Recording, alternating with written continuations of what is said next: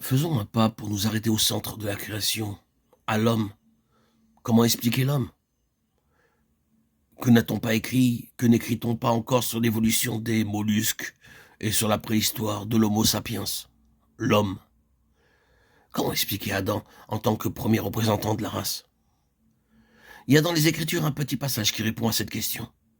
Adam était un type de celui qui devait venir, c'est-à-dire de Christ, un type de celui qui devait venir. Voilà l'explication de l'homme. La voici paraphrasée. L'intention primitive de Dieu, c'était que chaque homme apparaissant sur la terre devint conforme à l'image de son Fils Jésus-Christ. Des multitudes manqueront ce but, mais il y a une autre multitude si vaste que personne ne saurait la compter, de toute nation, de toute tribu, de tout peuple et de toute langue, qui y parviendra glorieusement. Quelle vocation, quelle destinée magnifique. Manquer un tel but, quel malheur. Et pourtant, combien n'y en a-t-il pas qui s'en vont répétant sur un ton désabusé, que s'ils avaient eu voix au chapitre, ils n'auraient jamais fait leur entrée dans le monde. Ils n'auraient jamais choisi de naître.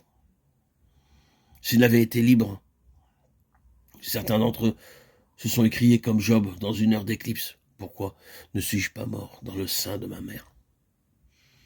Et ils ont maudit le jour de leur naissance.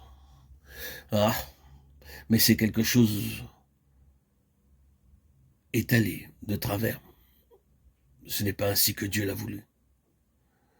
Même si nous avons des jours qui nous apportent plus d'ombre que de lumière et où nous nous demandons si vraiment tout bien considérer la vie vaut la peine d'être vécue, revenons à la pensée de Dieu et ouvrons-lui les portes de notre être intime. Du point de vue de Dieu, notre naissance représente pour nous un privilège inestimable. C'est le plus grand honneur qui pouvait nous être conféré. Il n'y paraît pas tous les jours, sans doute, et nous ne tenons pas constamment ce langage. Mais sur ce point-là, nous sommes toujours contraints de revenir au point de vue de Dieu. Et quand nous y revenons, quand nous réfléchissons que notre destinée est de devenir conforme à l'image de son Fils,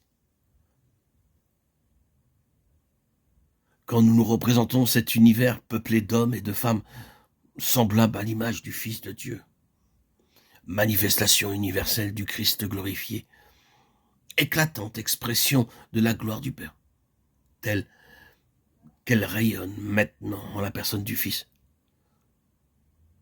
N'est-ce pas là un privilège? N'est-ce pas là un honneur qui rend la vie digne d'être vécue? Voilà pourquoi l'homme, et nous ne pouvons ici qu'effleurer chacun de ces sujets. Il nous faut passer au suivant.